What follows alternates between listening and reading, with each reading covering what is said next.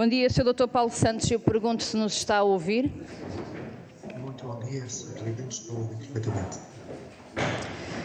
Muito bem, Dr. Paulo Santos. Nós vamos então iniciar esta audição a requerimento do Partido Socialista no âmbito do processo de reflexão que contribua para o desenvolvimento e implementação da estratégia que mude o paradigma organizacional dos cuidados agudos e agudizados em Portugal. Da parte da Comissão de Saúde, os nossos cumprimentos, agradecer a sua presença e passo desde já por 4 minutos a palavra ao Sr. Deputado, à Sra. Deputada Berta Nunes, do Parlamentar do Partido Socialista.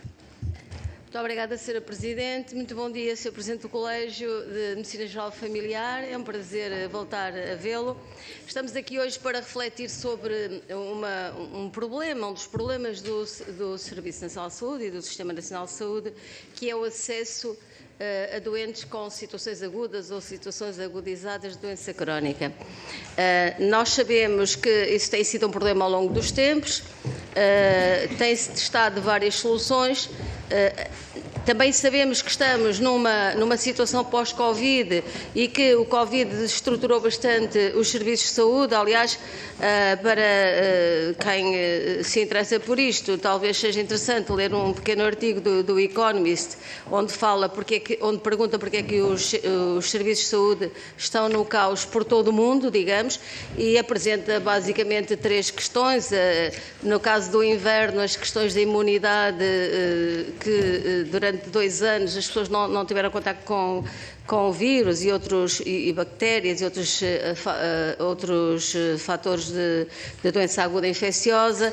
Também a questão de uma procura muito aumentada em consequência de um atraso e durante 2 anos haver uma redução brutal do acesso aos cuidados, que agora pós-Covid levou a um aumento muito grande da procura, e também o burnout dos próprios profissionais, que passaram 2 anos bastante complicados e agora sentem também os impactos dessa situação. E isto para dizer que durante este inverno nós tivemos picos muito acentuados, por exemplo, do vírus sincicial respiratório e de outros vírus que impactaram na procura de cuidados, nomeadamente em pediatria, mas nós sabemos que durante muitos anos, todos os invernos são um problema e que temos de facto um problema de falta de acesso. E queria saber a sua opinião sobre isto, porque, a nosso entender, o acesso tem que começar nos cuidados primários.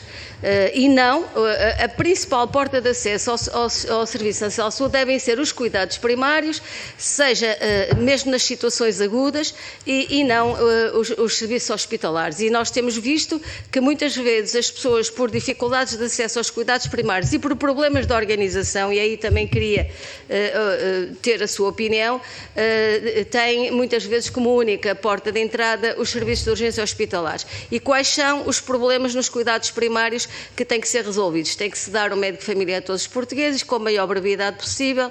Sabemos que o Governo está a trabalhar nesse sentido, esperamos que tenha resultados muito em breve, porque de facto ter 1,5 milhão de portugueses sem médico de família tem um impacto muito forte no acesso ao Serviço Nacional de Saúde. Depois também a forma da organização dos próprios cuidados primários, que tenderam durante um período a diminuir o acesso às situações agudas e a privilegiar as consultas pré-programadas e de vigilância das doenças crónicas. Se é verdade que nós vamos ter cada vez mais doenças crónicas, até em função do envelhecimento da população, também é verdade que vamos continuar a ter doenças agudas, embora tenhamos menos situações agudas, devido à vacinação, melhoria das condições de vida, etc., mas vamos continuar a ter situações agudas ou situações de agudização de situações crónicas. E então, na nossa opinião, é muito importante que, a nível dos cuidados primários, esse acesso seja garantido para evitar e se crie, eventualmente, até novas respostas de contacto com o Serviço Nacional de Saúde, de que o SNS 24 é, de facto, um bom exemplo, mas poderá e deverá, talvez, haver outras soluções para que as pessoas tenham um primeiro acesso simples, rápido e que não sejam obrigadas obrigadas a ir aos serviços hospitalares. Por isso, Sra. Deputada, para terminar. sim, focando nos cuidados primários e como é o Presidente do Colégio, na sua opinião, que mudanças deveriam existir nos cuidados primários para melhorar o acesso nas situações agudas e agudizadas, porque nós não acreditamos que a solução seja ir aos serviços de urgência. Obrigada, Sra. Deputada. Passo a palavra ao Presidente do Colégio da Medicina Geral Familiar por 4 minutos, Sr. Doutor, por favor. Muito obrigado, Sr. Presidente, muito obrigado pelo convite para estar aqui, que é com muito prazer que eu faço, com um sentido de missão em relação àquilo que é também a posição da Medicina Geral e Familiar em Portugal e, naturalmente, na Ordem dos Médicos. Permita-me cumprimentar todos os presentes de uma forma especial, enfim, não porque seja especial, mas porque é alguém que eu considero muito e que fez parte também da minha formação, a professora Berta Nunes, que acabou de intervir, a quem envio também este cumprimento muito especial. A professora Berta remete-nos aqui para uma questão que é uma questão fundamental e que tem a ver com o acesso. Eu diria que há 2 pilares naquilo que é um serviço de saúde no país. Por um lado, o acesso.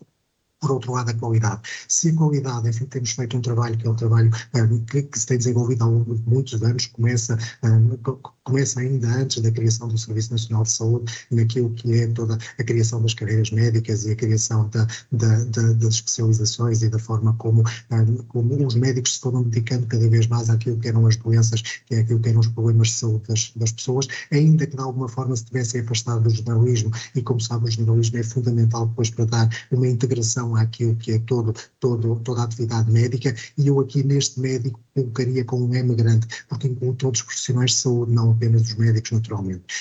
Assim, por outro lado, há a questão do acesso, e a questão do acesso tem a ver sobretudo com a organização, e esta questão é fundamental, porque depois entronca, nós podemos ter serviços muito bons, serviços tecnologicamente muito bem diferenciados, mas não vamos conseguir indicadores de saúde e não vamos conseguir resultados em saúde porque não temos o acesso. Veja-se o exemplo do país que gasta mais em termos daquilo que é um investimento em termos de saúde, em termos do combate à doença, os Estados Unidos da América, e que efetivamente apresentam indicadores majores, indicadores menores, em termos daquilo que é a saúde da população, a saúde dos americanos, bem inferiores às nossas, e portanto a esse nível nós estaremos certamente muito melhor. E estamos muito melhor porque conseguimos organizar este Serviço Nacional de Saúde, que tem muitos problemas, como nós conhecemos, mas que efetivamente tem sido o tampão e tem sido a resposta de todos nós, enquanto portugueses, àquilo que são as necessidades de saúde das pessoas e, portanto, naturalmente, proporcionando-nos melhor saúde, proporcionando-nos um combate às doenças e proporcionando-nos, naturalmente, melhor qualidade de vida. E esta questão do acesso é fundamental. A professora Berta não nos coloca a questão do lado dos cuidados de saúde primários. O lado dos cuidados de saúde primários são fundamentais nesta equação. Nós produzimos, como sabe, sensivelmente 35 milhões de consultas por ano ao nível dos cuidados de saúde primários, enfim, num número que tem vindo a ser crescente, que atingiu o pico no ano 2021, no ano de 2022 os números ainda não estão completamente fechados, e destes 35 milhões nós geramos sensivelmente 3,2 milhões de primeiras consultas hospitalares. O que significa que nas pessoas que nos aparecem nos cuidados de saúde primários temos de facto uma capacidade resolutiva muito grande e, portanto, podemos assegurar às pessoas que conseguimos resolver a maior parte dos problemas de saúde que nos são colocados. E atenção que estas primeiras consultas engloba também medicina dentária, que objetivamente não fazemos, engloba também todas as especialidades cirúrgicas, que objetivamente não fazemos, engloba uma boa parte das especialidades médicas também, onde são necessárias atitudes em termos de diagnóstico, em termos de terapêutica, que são de facto muito diferenciadas e tecnologicamente muito especializadas e que obrigam a uma estrutura hospitalar que responda perante estas necessidades de saúde das pessoas e estes problemas de saúde prevalentes das pessoas. Portanto, assim, de facto temos esta capacidade, mas depois precisamos de uma organização que responda a esta capacidade. A sua professora perguntava-me concretamente qual é o nosso papel e o que é que nós podemos fazer. Bom, nós temos 1,2 milhões, 1,3 milhões de pessoas que não têm médico de família, e isto tem que ser uma prioridade, atribuir médico de família, encontrar forma destas pessoas se enquadrarem no sistema de saúde tal qual nós organizamos. Mas depois temos Dr. Paulo, permita-me, já estamos nos 4 minutos, depois terá a oportunidade, depois de ouvirmos os grupos parlamentares, voltar a usar da palavra, está bem? Muito bem, muito obrigada. E eu passava então a palavra ao grupo parlamentar do PST, deputado Pedro Melo Lopes. Obrigada, Sra. Presidente. queria cumprimentar o Dr. Paulo Santos, aqui enquanto representante do Colégio da Especialidade de Medicina Geral Familiar, e dizer-lhe, doutor, que o PSD de facto está preocupado com a afluência das medidas às urgências, mas também está de facto preocupado como é que o Partido Socialista só acordou para o problema agora, porque já governa há 7 anos. Além de na intervenção dos seus deputados do Partido Socialista estarem constantemente a tentar branquear aquilo que têm sido as decisões erradas, a falta de estratégia de planeamento para a saúde, e ainda tentarem silenciar quem coloca o dedo na ferida. Ou seja, se fugirmos um bocadinho do politicamente correto e se dissermos aquilo que está mal, começam-nos a interromper. E, portanto, eu tento sempre que estas audições, temo sinceramente que estas audições sejam inconsequentes por causa disso, porque às vezes custa ouvir a verdade e de não se tirarem delas o sumo e as recomendações concretas para a melhoria do sistema de saúde. E para que isto não seja um simples exercício de mise-en-scène política que o Partido Socialista aqui trouxe hoje, eu queria ouvir o doutor, enquanto representante da base do acesso aos cuidados, dos cuidados de saúde primários, uma vez que já ouvimos aqui também o Colégio da Pediatria, o Colégio da Medicina Interna, naquela que são nas suas observações e nas suas prioridades. Aquilo que eu lhe queria perguntar é de facto, o Governo promete, o PS prometeu de 2016 para 2017 que daria uma cobertura de médicos de família a todos os portugueses. A minha questão é simples, isso não se cumpriu, há 1,5 milhão de portugueses que não têm médico de família. O Colégio da Especialidade foi envolvido ou está a ser envolvido para o desenho de políticas que permitam atingir esta meta? O que é que falta cumprir na ótica do Colégio da Especialidade para se cumprir com esta promessa, que não é só uma promessa eleitoral, isto é uma promessa que é basilar para a saúde dos portugueses. Essa cobertura é, no nosso entender, de facto, o garante de um acesso igualitário e justo aos doentes. Outra questão que surgiu também no âmbito da discussão que já tivemos hoje, porque da medicina interna percebemos que há, de facto, uma prioridade em se resolver os problemas a montante da urgência, ou seja, tirar os doentes da urgência seria uma prioridade. A nossa questão fundamental é de que forma. E tem sido amplamente debatido, tem havido diversos fóruns, diversas conferências que debatem os temas da urgência, mas, de facto, há aqui uma medida que os colegas da medicina interna trouxeram que me parece ser importante questionar. Estarão disponíveis, por exemplo, os cuidados de saúde primários, estarão disponíveis os médicos de medicina geral familiar para instalar nas suas USFs pequenas urgências que tenham capacidade de aceder a raio-x, a gasometria ou química seca para dirimir ou resolver alguns pequenos conflitos ou patologias menos complexas, evitando assim a pressão sobre o sistema hospitalar. Estarão ou não disponíveis, porque isso é uma discussão ampla entre os pares. Que outras soluções o Colégio apresentaria para se poder tentar minorar este problema?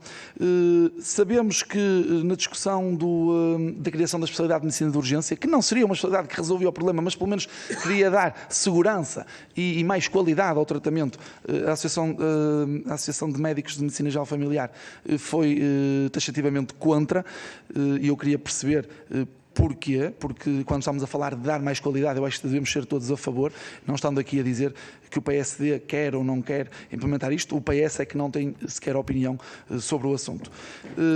Sr. Deputado, 4 minutos. Obrigado. Muito obrigada. Passo a palavra ao Grupo Parlamentar do Chega, Sr. Deputado Pedro Frazão. Muito obrigado, Sra. Presidente, Srs. Deputados, Sr. Professor Paulo Santos, seja muito bem-vindo e aceito os meus cumprimentos em nome do Grupo Parlamentar do Chega para falarmos sobre uma questão que muito nos preocupa, que é, por um lado, os cuidados de saúde emergentes, de emergência, cuidados de saúde agudos e, por outro lado, os cuidados de saúde primários, assunto que temos abordado sobremaneira desde que tomámos posse nesta legislatura.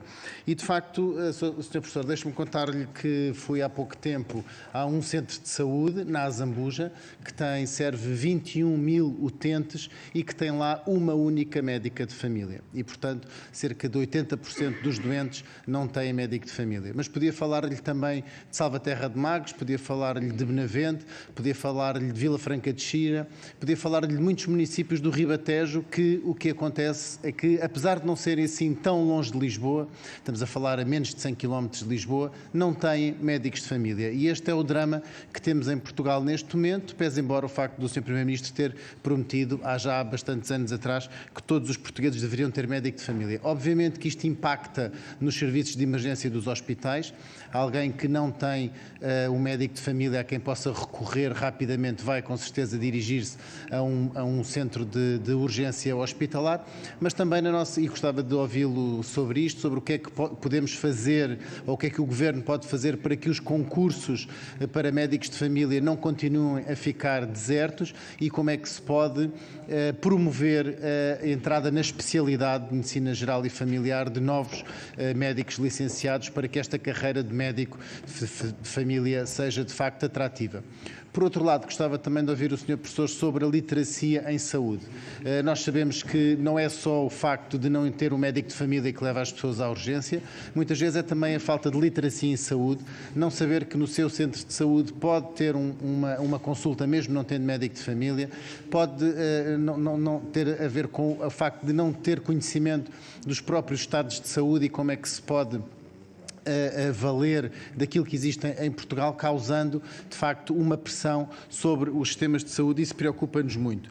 Por outro lado, também, Sr. Professor, e para lhe deixar um último assunto, porque uma vez que também sou vereador na Câmara Municipal de Santarém e estou muito próprio e muito preocupado com o poder local e com os territórios, gostava de saber a sua opinião sobre a transferência de competências. É que, neste momento, apenas pelas últimas notícias que obtive, apenas 70 câmaras das 380 de Portugal continental é que aceitaram a transferência de competências na saúde e, portanto, a gestão dos centros de saúde e das unidades de saúde familiar. Isso é uma coisa que nos preocupa muito, deve, penso eu, também preocupar o Colégio da Especialidade. E qual é a vossa posição neste momento sobre esta questão? É que, de facto, o Governo quer descentralizar as competências para os municípios não estão a aceitar essa transferência de competências, estamos a passar por um tempo em que não há terra de ninguém, não há investimento nas instalações, não há contratação do pessoal administrativo,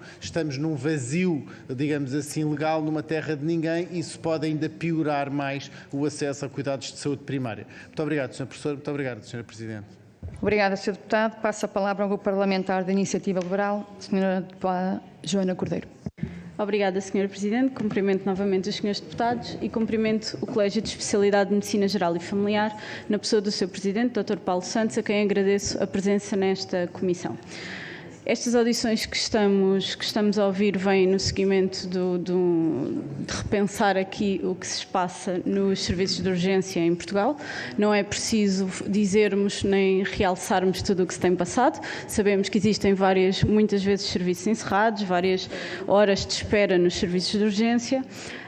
E sabemos também que não têm sido tomadas medidas profundas para resolver estes problemas de uma forma permanente. E o que temos assistido têm sido medidas pontuais que resolvem problemas pontuais, digamos assim. Portanto, o que gostava de perceber, qual é a visão do vosso Colégio de Especialidade sobre os principais problemas que temos nos serviços de urgência, quais são as origens, quais são as principais soluções e que medidas consideram que deveriam ser implementadas para resolver então estes problemas de uma vez por todas e não continuarmos a assistir todos os invernos ou todos os verões a problemas nos serviços de urgência. Obviamente que, e já falámos aqui nas diversas audições, que um dos problemas tem a ver com o acesso aos cuidados de saúde primários. Quando temos em Portugal cerca de quase 1.500.000 pessoas sem médico de família, temos aqui efetivamente um problema de acesso e as pessoas, em vez de recorrerem aos cuidados de saúde primários como a porta de entrada no SNS, acabam por recorrer às urgências hospitalares e temos, de facto, aqui um grande impacto nas urgências hospitalares e muitas vezes, ou na maioria, com problemas que poderiam ser tratados nos cuidados de saúde primários ao invés das urgências hospitalares. Portanto, aqui o que lhe pergunto é realmente qual é a solução, qual é a vossa visão para a solução de reforçar o acesso aos cuidados de saúde primários. Neste tema, por exemplo, a Iniciativa Liberal tem defendido a implementação, a regulamentação e a implementação das USFs de modelo C. Gostava aqui de perceber qual era a sua visão sobre este tema, porque aqui estamos a falar, obviamente, de unidades com uma maior autonomia que podem ter outro tipo de cuidados que não são hoje prestados nas USFs e que podem servir, nomeadamente, exatamente pelas questões de autonomia que pode permitir sistemas de incentivos diferenciados aos médicos, se isto não seria uma forma de atrair novamente os médicos para trabalhar no sistema de saúde e de acesso e permitir, obviamente, às pessoas ter um maior acesso aos cuidados de saúde. Relativamente também aqui aos profissionais de saúde e sobre a retenção e contratação de profissionais, gostava de saber qual é a vossa visão sobre a questão da dedicação plena ou do regime de exclusividade dos médicos no Serviço Nacional de Saúde. Para terminar, gostava de perguntar, e no caso da especialidade de Medicina Geral e Familiar, é conhecida a excessiva carga burocrática que os médicos de Medicina Geral e Familiar têm no seu dia-a-dia, têm um conjunto imenso de burocracia e de questões administrativas a que estão obrigados e, obviamente, o seu tempo para tratar e acompanhar doentes fica limitado. Portanto, aqui queria perceber quais são as vossas soluções e que soluções têm vindo a Ordem dos Médicos a propor ao Governo para resolver este problema. Obrigada. Obrigada, Sra. Deputada. Tem a palavra o Grupo Parlamentar do PCP, a Sra. Deputada Paula Santos. Muito obrigada, Sra. Presidente. Cumprimento também o Sr. Presidente do Colégio de Medicina Geral e Familiar, agradecendo os conjuntos de elementos que já trouxe a esta discussão. Fez referência a dois aspectos que para nós são absolutamente cruciais. Um primeiro é naturalmente a importância dos cuidados de saúde primários no acesso dos utentes aos cuidados de saúde e para alcançar este objetivo é o segundo aspecto, que é a importância da atribuição de médico de família a todos os utentes, ao que eu acrescentaria também de enfermeiro de família.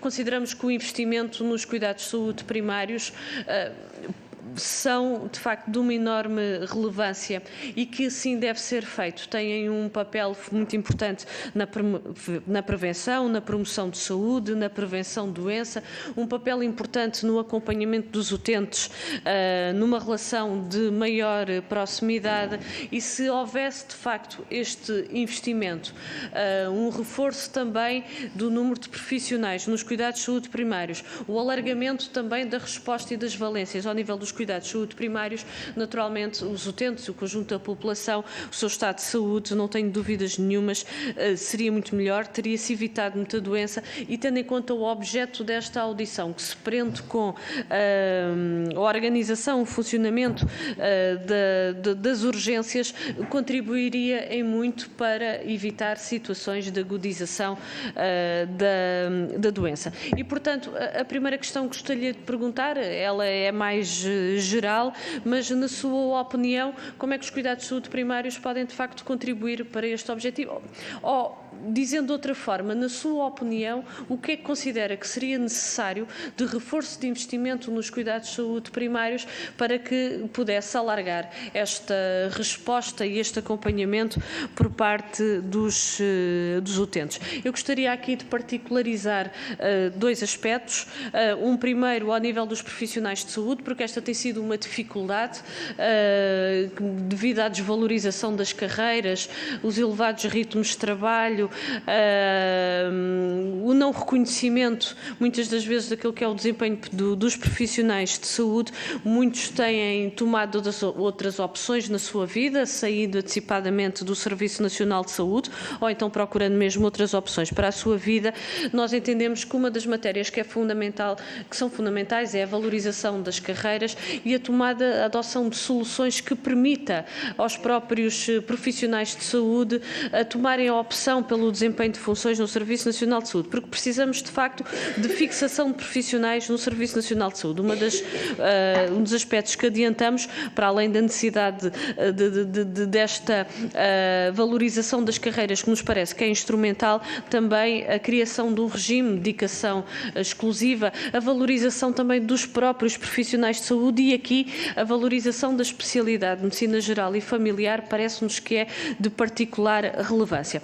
A segundo conjunto de questões prende-se com o alargamento da oferta e da resposta dos cuidados de saúde primários. Por exemplo, consideramos muitas das vezes há um conjunto de situações de doença aguda, menos graves, mas ainda assim doença aguda, que poderiam e deveriam ser resolvidos ao nível dos cuidados de saúde primários, mas muitas das vezes os utentes confrontam-se com uma dificuldade, que é, em determinados períodos, permita-me que coloque desta forma, os cuidados de saúde primários não têm uma porta aberta.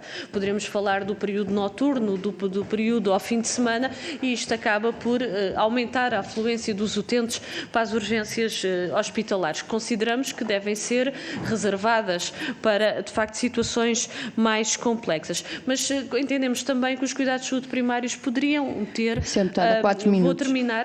poderiam ter também uma resposta mais alargada, por exemplo, com alguns meios de diagnóstico e terapêutica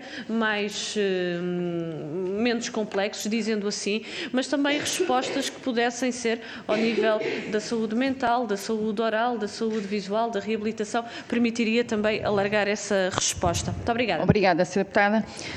Dr. Paulo Santos tem a palavra por um período de 16 minutos. Muito obrigada. Muito obrigado, Sr. Presidente, e muito obrigado às questões que foram sendo colocadas aqui e que todas elas apontam num sentido que é um sentido muito importante e que tem a ver com a questão do acesso, porque é de facto sobre o acesso que estamos aqui a falar e tem a ver com a capacidade ou incapacidade, por um lado, dos cuidados de saúde primários orientarem aquilo que é orientável ao nível dos cuidados de saúde primários, por outro lado, daquilo que são plataformas de gestão de doenças mais complexas do ponto de vista clínico, não complexas do ponto de vista das pessoas, mas situações mais complexas e situações que carecem, de facto, de um circuito das pessoas, dos utentes, que se vão movimentando entre aquilo que são os diferentes níveis de cuidados. Sim, e nem está criado de uma forma, nem está criado de outra. Na realidade, sim, vários dos deputados apontaram exatamente a questão de alguma incapacidade que existe na organização dos cuidados de saúde primários para dar resposta de acesso às pessoas. Na realidade, o problema dos 1,3 milhões de utentes a descoberta é um problema fundamental em mais de 10% da população que de facto não tem médico de família atribuído, e não tendo médico de família atribuído tem uma dificuldade enorme em gerir os seus próprios percursos dentro deste sistema que está criado para ter uma porta de entrada, que é a porta dos cuidados de saúde primários, que é a porta do seu médico assistente, do seu médico de família. Este é um problema que é um problema que se coloca muito, portanto, os exemplos de Lisboa e Valtejo, de facto é um problema onde é uma região onde o problema se coloca de uma forma muito visível, mas depois reparo que foi feito, por exemplo, na região norte, em que a decisão não foi reforço dos quadros de pessoal para poderem de facto dar resposta àquilo que eram as necessidades das pessoas, a decisão foi dar mais utentes aos médicos de família. O que nós temos neste momento é um conjunto enorme de médicos de família com fecheiros sobrecarregados em termos daquilo que é as tarefas específicas que têm que cumprir e que depois é muito bonito dizer vamos abrir mais horas, mas atenção, se abrirmos mais horas à noite vamos ter que as fechar de dia e, portanto, aqueles que passaram a ter resposta às 10 da noite deixaram de ter resposta às 10 da manhã e, portanto, porque os horários não esticam, porque efetivamente não se pode continuar a exigir às pessoas que sobrecarreguem o seu próprio tempo, que é o seu tempo de repouso, o tempo de descanso, o tempo de estar com a família, o tempo de estar com os amigos, o tempo simplesmente de lazer, que sobrecarreguem esse tempo com, enfim, um conjunto alargado de horas extraordinárias que depois vão sendo colocadas. Reparem, isto foi o que aconteceu durante a pandemia, mas nós na pandemia percebemos há uma emergência e esta emergência tem que ser resolvida e tem que ser atacada. E, portanto, não houve ninguém, pelo menos no início, que não assumisse como sua responsabilidade aquilo que era de facto uma gestão alargada do tempo, com telefonemas para a casa dos doentes à 1 da manhã, como tantos médicos fizeram, enfim, provavelmente a interromper aquilo que era também o tempo de descanso dos doentes, mas efetivamente compreendendo todos que não havia uma mancha horária que pudéssemos alocar de outra forma. E isto a certa altura começou, todos percebemos que estava a ser demais, a certa altura deixamos de perceber porque é que se continuava a insistir neste modelo de organização, e isto tem tudo a ver com a organização, claro que tem a ver com a questão dos recursos humanos. Foca-se aqui muito a questão das carreiras, e a questão das carreiras é fundamental, tem sobretudo a ver com a motivação e tem sobretudo a ver com aquilo que são as tarefas próprias de cada escalão da carreira. Enfim, as nossas carreiras foram desenhadas nos anos 70 e têm-se mantido com o desenho dos anos 70, quando nós neste momento estamos em 2023 e, portanto, já não estamos certamente nos anos 70, não estamos no século XX sequer, e continuamos a ter o mesmo modelo de carreira que efetivamente não consegue alocar aquilo que são as motivações e aquilo que são as diferenciações que vão acontecer em cada área. Assim, a carreira de facto tem que ser revista, mas a carreira tem que ser revista ao mesmo tempo, e eu não represento nenhum sindicato, nem sequer sou sindicalizado, mas isto é fundamental dizer-se, tem que ser revisto ao mesmo tempo que se revê também todo o sistema de vencimentos dos médicos, porque efetivamente o sistema de vencimentos dos médicos tem-se situado sempre numa percentagem relativamente baixa daquilo que é o ordenado base e uma percentagem relativamente alta, veja-se nas OSFs tipo B, onde andará à volta dos 2/3 do vencimento é pago em função da produtividade. Mas veja-se na maior parte dos médicos hospitalares, dos que estão relacionados com urgência, onde uma parte significativa do seu vencimento é produzida através de horas extraordinárias que são feitas no próprio serviço de urgência. E por isso, assim, nós temos que rever todo este sistema de pagamento, porque efetivamente temos que ter retribuições que sejam confortáveis e justas e que permitam depois encararmos com otimismo, encararmos com motivação aquilo que é de facto o trabalho que todos nós temos que fazer enquanto médicos, seja nos cuidados de saúde primários, seja nos cuidados hospitalares. Claro que nós estamos aqui a falar sobretudo de um ponto de charneira, e este ponto é muito importante, porque o pivô do Serviço Nacional de Saúde tem sido o funcionamento do serviço de urgência. Com algumas variações que são relativamente pequenas, nós temos 6 milhões de urgências todos os anos, desde há muitos anos. Sabemos que temos mais urgências no inverno do que temos mais acesso ao serviço de urgência, maior necessidade de acesso ao serviço de urgência no inverno do que temos no verão. E sabemos que normalmente naqueles dias em que há feriados, que é classicamente aquele período do Natal e do Ano Novo, nesses dias em que há feriados, enfim, algumas pontes que depois que condicionam aquilo que é o funcionamento normal dos serviços, e nomeadamente do setor da saúde, sabemos que vai haver picos de afluência nessa altura. Ora, se nós sabemos isto, e sabemos isto há 40 anos, porque é que ainda não experimentamos um modelo que simplesmente faça ou possa fazer um reforço dos quadros nessa altura, e um reforço do atendimento a situações agudas nessa altura. Mais uma vez, atenção, o reforço das situações agudas vai obrigar a deslocar profissionais que normalmente estão a fazer outras coisas, e se deslocam para a doença aguda, vão deixar, e nos cuidados de saúde primários isso é particularmente importante, porque se deslocam para a doença aguda, vão deixar de dar suporte e assistência àquilo que são as outras necessidades de saúde, nomeadamente em termos da gestão dos fatores de risco, em termos da promoção da saúde e em termos daquilo que é a gestão da doença crónica, que são muito visíveis e muito necessários na nossa população, e que de facto condicionam muito da atividade, ou justificam muito da atividade que é feita pelos médicos de medicina geral e familiar. E portanto, isto como não se pode tapar de um lado e destapar do outro, há que encontrar aqui mecanismos que efetivamente permitam aliviar a carga de tarefas em que os médicos estão situados, e falou-se aqui também da questão da desburocratização. Eu não posso estar mais de acordo, às vezes fala-se muito da questão das baixas. A questão das baixas é uma questão que era fácil, que se resolvia por via legislativa, desde que fosse possível que um trabalhador que, reparem, na Segurança Social até 3 dias não tem qualquer comparticipação, portanto a baixa não é paga, digamos assim. E portanto até esses 3 dias o trabalhador pode perfeitamente dizer, por compromisso de honra, e naturalmente esse compromisso de honra assume-o responsavelmente e assume a responsabilidade pelo compromisso que está a assumir, mas por compromisso de honra comunica ao patrão a dizer assim, olha, eu estou doente, eu hoje não consigo ir trabalhar. Assim, que isso desconta, enfim, nas férias, façam, assim, eu não sou especialista em direito laboral e portanto não é essa a minha área, mas estes 3 dias implicava que uma pessoa, por exemplo, que é vista num serviço de urgência, porque Enfim, vamos colocar aqui um quadro gripal normal nesta altura do ano, assim, seja por social respiratório, como dizia a professora Berta, seja pela gripe A, que também estamos a assistir agora a um aumento de número de casos nos últimos dias. Assim, a realidade é que esta pessoa é vista num serviço de urgência, ou é visto num privado, ou é visto assim, até um telefonema com o seu próprio médico, mas depois obrigatoriamente terá que passar pelo centro de saúde, porque não há mais ninguém que lhe passe a baixa para aquele dia que ele ficou em casa, porque no dia seguinte, de uma forma muito simples, tomou bem um chazinho quente com mel e no dia seguinte está curado e pode perfeitamente retornar ao seu local de trabalho sem necessidade de maior absentismo.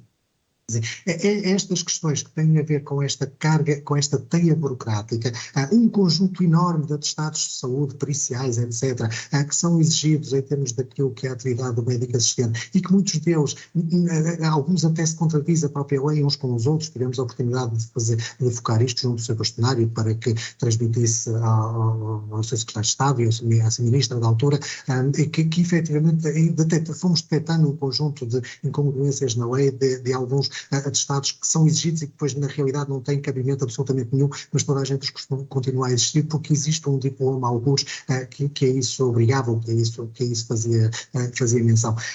Tudo isto tem a ver com carga burocrática, tudo isto tem a ver com um conjunto de tarefas que estão sobre os médicos de família e que efetivamente podem e devem ser aliviadas e podem e devem ser geridas de uma outra forma, assim como encontrar de facto novas tecnologias de saúde e novas tecnologias de informação e comunicação que possam, de facto, ser auxiliares importantes neste trabalho. Para terem uma ideia, os números estão para sair para publicação numa tese de doutoramento que eu estou aqui a orientar aqui na Faculdade de Medicina do Porto. Na área da telemedicina, nós conseguimos, em doença aguda, em doentes não selecionados, nós conseguimos uma resposta por teleconsulta, não é por encaminhamento, não é por reorientação. Isso é a tarefa da linha CDS 24, que é basicamente uma linha de gestão de percursos, não de orientação clínica. Mas com orientação clínica nós conseguimos uma resposta de 52% com satisfação e sem necessidade de reintervenção a 7 dias. 52%, imagino o que é isto, no total das 6 milhões de consultas, representa qualquer coisa como 3 milhões de consultas. No imediato resolve o problema. Claro que há aqui um outro problema, é que para isto acontecer é necessária formação.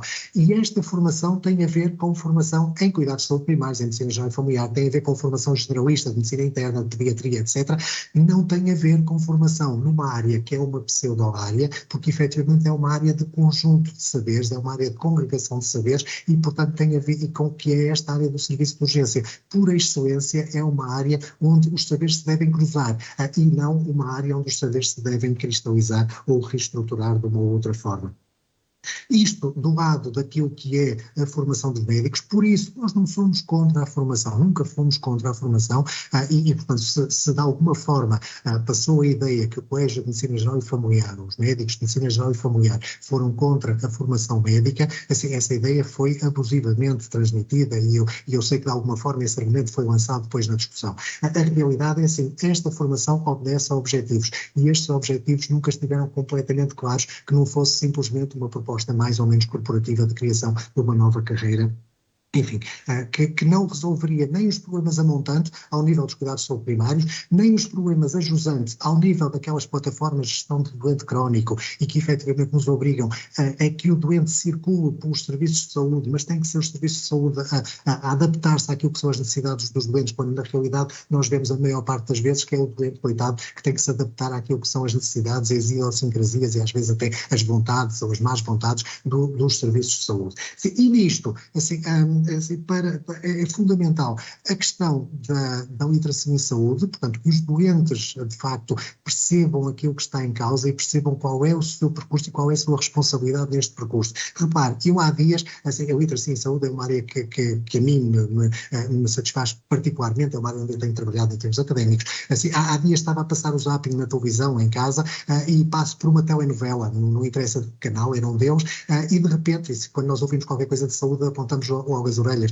E de repente ouço o artista que estava lá a representar e que estaria, enfim, com uma dor de garganta, percebi que seria um síndrome gripal banal e que assim, estou tão doente, sinto-me tão doente, vou já às urgências. Assim, isto é um erro absoluto. Tem que haver saúde em todos os setores e tem que haver saúde também na comunicação social e tem que haver saúde também enfim, na arte e no cinema, e aqui nas telenovelas. Sim, que bem que teria sido esta artista, em vez de ter dito vou acorrer ao serviço de urgência, tivesse dito vou telefonar ao meu médico assistente, vou telefonar ao meu médico de família, que ele se calhar consegue me ajudar e consegue resolver. Vejam a diferença que isto era em termos de educação para a população, em termos de literacia. E isto são coisas relativamente simples, que nós nos apercebemos quando estamos a passar por situações, mas que efetivamente é preciso que alguém chame a atenção, porque objetivamente, e se percebemos que, enfim, que a comunicação social e a arte refletem a nossa cultura continua a ser demasiado hospitalocêntrica e a nossa cultura continua a ser demasiado orientada para aquilo que é a capacidade, ou a aparente capacidade de resolução dos hospitais. Como eu disse há um bocado, nos cuidados de saúde primários e nos 35 milhões de consultas que fazemos por ano, nós resolvemos sensivelmente 90% das consultas. Também nos leva para outra questão que o Sr. Deputado Pedro Frazão colocou e que é muito interessante e que eu agradeço, e que é a questão da integração com o poder autárquico. A integração das autarquias na saúde tem sido muito entendida como sendo uma integração ao nível da estrutura, e isso tem a ver com a construção de edifícios, com a manutenção de edifícios e eventualmente com o funcionamento de alguns serviços dentro desses edifícios que possam ser geridos autonomamente e que, portanto, não precisem de passar que não sejam propriamente do setor da saúde. Eu penso que as autarquias podem ter aqui um papel fundamental, não apenas na estrutura, e a estrutura obviamente tem que ser negociada pelos mecanismos normais e pelos mecanismos apropriados para que isso aconteça, mas ao nível dos processos. Imagino que bom que era uma autarquia dizer assim, eu tenho um problema de acesso, eu tenho um problema de qualidade e, portanto, vou promover, nós temos aqui um determinado problema de saúde. Um exemplo simples, Santa Maria da Feira e a questão da sobrose do pó da cortiça. Para quem conhece Santa Maria da Feira, continua a ser a catedral da cortiça em termos no nosso país, e portanto há lá um problema de saúde, tem a ver com uma alergia ao um fungo presente no pó da cortiça. Se isto é um problema em Santa Maria da Feira, que objetivamente não é nos concelhos à volta, então a Câmara pode estar interessada em fazer formação, em promover serviços competentes nesta área, em promover aquilo que é o acesso a um cuidado de saúde diferenciado nesta área, porque objetivamente este é um problema da população de Santa Maria da Feira. Imaginem fazermos isto para todos os concelhos, imaginem fazermos isto para todos os municípios, obviamente dentro daquilo que é um plano nacional de saúde e que nos garante aquilo que são os objetivos e as metas de saúde a alcançar, mas localizado ou deslocalizado àquilo que são as prioridades reais no local, no terreno da região, no concelho em que estamos inseridos. E aqui as autarquias podem e devem ter um papel muito importante, e eu penso que este papel, de alguma forma, pelo menos no discurso público e depois também na forma como ele tem sido entendido, este papel tem sido menorizado, que é não apenas construir edifícios, e por isso se calhar as câmaras têm algum medo de arriscar a colocarem-se em termos daquilo que depois serão processos financeiros mais complexos, não apenas construir edifícios ou manter os edifícios, mas de facto olhar para os processos e integrar juntamente com os ACES, integrar juntamente com os profissionais de saúde, e aqui muito especialmente nos cuidados de saúde primários, sendo que os hospitais se destinam a tratar doenças e, portanto, faz sentido haver consultas hospitalares num sítio onde há doenças, não faz sentido haver consultas hospitalares num sítio onde elas não existam, e isso diferencia-nos. O professor Pedro, que há pouco já falava um bocadinho sobre isso. Dr. Paulo Santos, se nos permite... Só para concluir, Sr. Presidente... Passamos à segunda ronda. De facto, teremos que ter serviços mais orientados para as pessoas e para as reais necessidades das pessoas e para as reais necessidades dos cidadãos portugueses. Muito obrigado. Muito obrigada, Dr. Paulo Santos. Vamos passar à segunda ronda. Vou passar a palavra ao Grupo Parlamentar do Partido Socialista. Deputada Berta Nunes, 1 minuto, por favor. Muito obrigada, Sr. Presidente. Dr. Paulo Santos, centrando na questão que nos traz aqui, sabemos que há o problema da falta de médicos de família, que essa deve ser a prioridade das prioridades e que até pode passar pelas OSFs tipo C, que não é por, como já disse o Sr. Ministro, podem ser até complementares neste período onde são mais necessários médicos de família. Mas, dito isto, queria saber a sua opinião sobre a responsabilidade do médico de família para também responder à doença aguda da sua lista de utentes e não só à doença crónica. E há necessidade dos cuidados primários se organizarem para responderem também à doença aguda, que também tem havido aqui uma deriva no sentido de restringir o acesso à doença aguda, supervalorizando o acompanhamento da doença crónica, e tem que, na minha opinião, e também queria saber a sua opinião, voltar à ideia de que o médico de família é responsável pelo seu utente na doença crónica, na doença aguda, em todo o seu ciclo de vida. E também a OSF-AN, por exemplo, está a propor que fora das horas de funcionamento dos cuidados primários possa haver, como já existiu, grupos de consultas abertas com médicos de família de várias OSF. Obrigada, Sra. Deputada. Temos mesmo que terminar. Sim, Sr. Presidente. O que é que considera em relação a isso? Porque, de facto, temos que centrar novamente nos cuidados primários o acesso à doença aguda. Muito obrigada. Tem a palavra o Grupo Parlamentar do PST, deputado Pedro Melo Lopes. Obrigado, Sr. Presidente. É de salutar que no final desta audição o PS comece já a equacionar aquelas que são que têm sido propostas do PST, que têm sido votadas contra nas alterações. E, portanto, têm sido sempre chumbadas.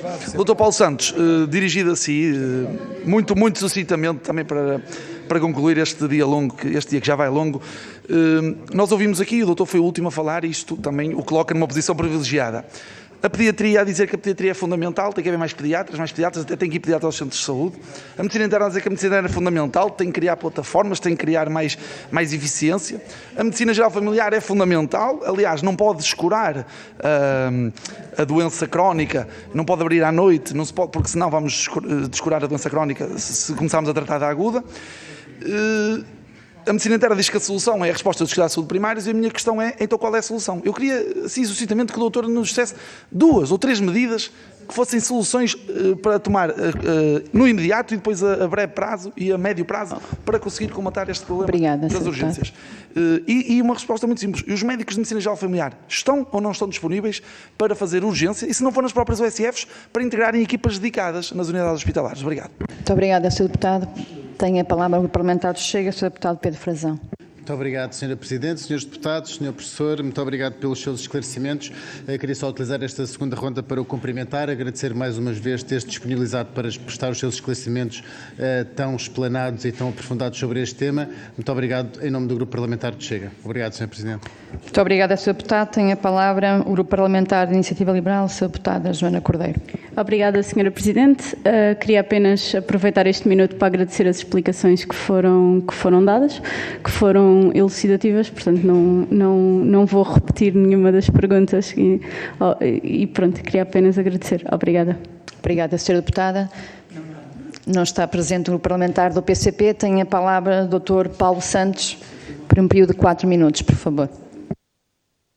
Muito obrigado. Em resposta direta à Sra. Professora Berta Nunes, sim, a doença aguda faz parte daquilo que é as atribuições do médico de família. E, efetivamente, tivemos, até por um modelo de contratualização que apontou nesse sentido, tivemos uma deslocação para aquilo que é o modelo, a assistência à doença crónica e, sobretudo, o investimento ao nível dos fatores de risco, nomeadamente os fatores de risco cardiovascular, enfim, depois mais tarde também aquilo que foram os rastreios oncológicos, também o risco oncológico. Sim, mas não podemos, de forma alguma, descurar a doença aguda. Temos que criar uma organização que permita gerir a doença aguda e que permita, ao mesmo tempo, manter a doença crónica.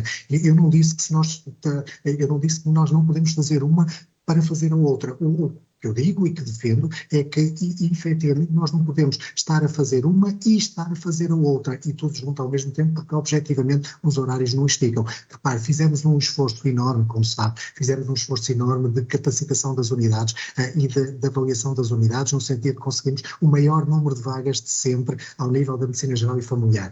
Não foram todas ocupadas. E este porquê preocupa-nos muito mais saber se, enfim, 30 ou 40 vagas da medicina geral e familiar ficaram para ocupar nas 578 que nós abrimos este ano neste último concurso. A realidade é que preocupa-nos sobretudo o porquê. E o porquê tem muito a ver com aquilo que é o conforto do trabalho, com aquilo que é, a motivação para trabalhar, e que eventualmente começamos a ver que alguns jovens médicos sempre começam a olhar para os mais velhos e dizem assim, já dei para este peditório, não quero dar mais, então se ele não quer, o que é que ele vem para aqui fazer? Assim, e o que nós vemos é que os jovens acabam o internato, falou-se aqui nos exemplos do Lisboa e Valtejo, há tempos atrás estive no Algueirão, que também é um bom exemplo daquilo que é um conjunto muito alargado de pessoas e uma proporção muito significativa de pessoas que não têm médico de família, assim, e os jovens acabaram o internato, portanto, fizeram a sua formação, havia disponibilidade para continuarem a trabalhar lá e calmamente deslocaram-se para o hospital ao lado, 400 metros ao lado, não interessa a marca, e deslocaram-se para o hospital 400 metros ao lado. E a pergunta é porquê? E este porquê é fundamental. Assim, o modelo C é uma forma muito interessante de resolver. É uma estratégia que pode ajudar a resolver este problema. Assim, é uma estratégia que, do ponto de vista legislativo, ficou como complementar em relação àquilo que era a estrutura básica do Serviço Nacional de Saúde, da Organização dos Cuidados de Saúde Primários, mas que, na realidade, complementar ou alternativa, pouco interessa, a realidade é que é apenas uma estratégia.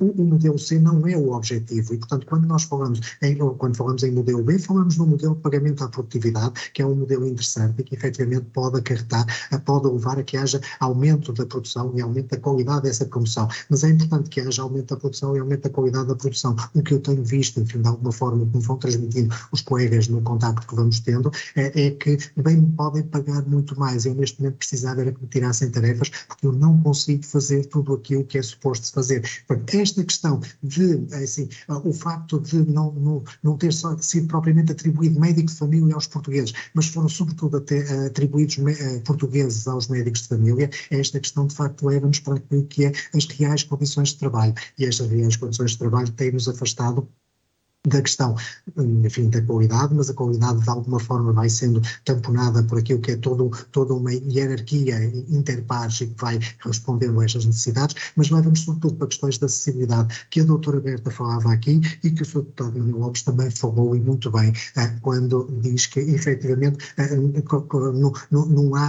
olha-se para um lado e olha-se para o outro, e somos todos importantes, pois somos todos fundamentais, trabalhamos todos na área da saúde e cada um do seu lado, cada um no seu perfil de competências, vai complementar aquilo que é a assistência médica necessária, a assistência de saúde necessária aos portugueses e, portanto, ainda bem que temos médicos de família que são a porta de entrada, ainda bem que temos internistas que são a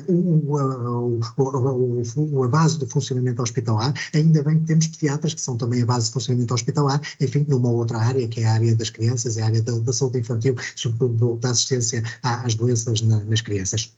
Assim, e fundamental é que, de facto, nos consigamos articular uns com os outros e conseguimos criar estas respostas que num determinado momento podem estar de um lado, num outro momento estão do outro, assim, e precisamos, de facto, nos organizar e de estruturar aqui uma outra forma de atuar. Com médicos de família nas urgências ou sem médicos de família nas urgências. Mais uma vez, volto a dizer, se os médicos de família foram 8 horas ou 12 horas por semana para as urgências, atenção, porque essas 12 horas deixam de estar presentes nos centros de saúde. Assim, quando na realidade é perfeitamente possível encontrar outras alternativas e alternativas de organização, assim, e que essas alternativas sejam devidamente valorizadas também naquilo que é o trabalho diário, o trabalho normal dos médicos de família. Eu penso que, de uma forma geral, respondi às questões que me foram colocadas. De qualquer das formas, se houver aqui algum ponto que seja necessário reforçar, Sr. Presidente, agradecia que me lembrasse. Se não, agradeço uma vez mais aquilo que foi esta oportunidade e o prazer de estar aqui também numa área que é uma área que objetivamente não é a nossa área de trabalho enquanto médicos de família. Nós trabalhamos para cá do serviço de urgência, mas o serviço de urgência é uma área fundamental em termos daquilo que é o funcionamento do Serviço Nacional de Saúde e da organização e da dinâmica do Serviço Nacional de Saúde e, portanto, é uma área que nos preocupa muito, não em termos da qualidade, que eu acho que não há problemas de qualidade no serviço de urgência de uma forma geral, assim, eventualmente um ou outro aspecto que possa ser melhorado, mas não em termos de qualidade, mas em termos de organização, em termos de acesso. E aí nós somos também chamados, naturalmente, a intervir. Muito obrigado. Muito obrigado, Dr. Paulo Santos, o Presidente do Colégio da Especialidade de Medicina Geral e Familiar. Que consideramos terminada esta audição. Muito obrigado pela sua presença, muito obrigado pela vossa presença. Lembro que, ainda sobre este tema, há outras audições a fazer, nomeadamente o Sr. Bastonário da Ordem dos Médicos, que estará aqui no dia 1 de fevereiro. Muito obrigado e vamos continuar os nossos trabalhos da Comissão.